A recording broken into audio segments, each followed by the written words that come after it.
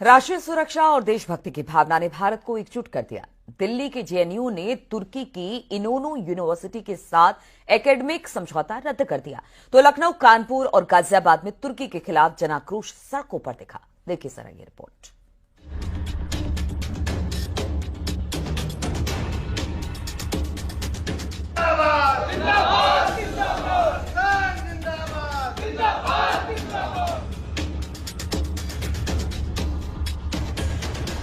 राष्ट्रीय सुरक्षा सबसे ऊपर है। इसी का नतीजा है कि भारत के खिलाफ पाकिस्तान का समर्थन करना आतंक के मददगारों को भारी पड़ रहा है। दिल्ली के जेएनयू ने राष्ट्रीय सुरक्षा संबंधी चिंताओं के चलते तुर्की की इनोनू यूनिवर्सिटी के साथ अपने एकेडमिक समझौते को रद्द कर दिया है।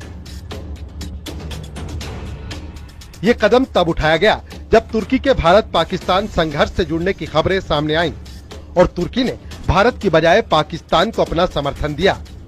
जेएनयू की तरफ से बयान में कहा गया है कि वो ऐसे वक्त में राष्ट्र के साथ खड़े हैं। JNU teaches Turkish as a language in the School of Languages, Literature and Culture. And we have an Indian professor who does it. And because of that, the administration thought that we should not have any relations with a country that supports terror and that stabs India on the back. And how can you have a relationship with somebody who's undermining India's national security? And as a citizen and as an academic, it is undermining my human security. उधर लखनऊ के छोटे इमामबाड़े के बाहर शिया धर्म गुरुओं और मुस्लिम समाज ने तुर्की के खिलाफ हुंकार भरी। ऑपरेशन सिंदूर में तुर्की के पाकिस्तान को समर्थन देने पर गुस्सा फूटा।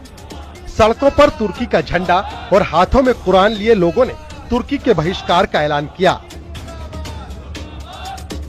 कानपुर में भी 400 से ज्यादा सेब व्यापारियों ने तुर्की के सेबों पर लिखा नॉट फॉर सेल।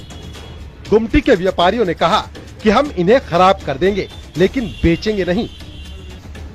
टर्की ने पाकिस्तान को हेल्प किया ड्रोन्स भेज के, तो हम टर्की का बहिष्कार करते हैं। मेरे सेब सड़ जाए, मैं फेंक दूं, मेरे को मंजूर है, लेकिन जिसने मदद की पाकिस्तान की, मैं उसका कभी साथ नहीं देने वाला। लेकिन इसमें प्रॉफिट तो बहुत है, 400 रुपए किलो। कोई बात नहीं, मेरा इंडिया पहले, प्रॉफिट बाद में है।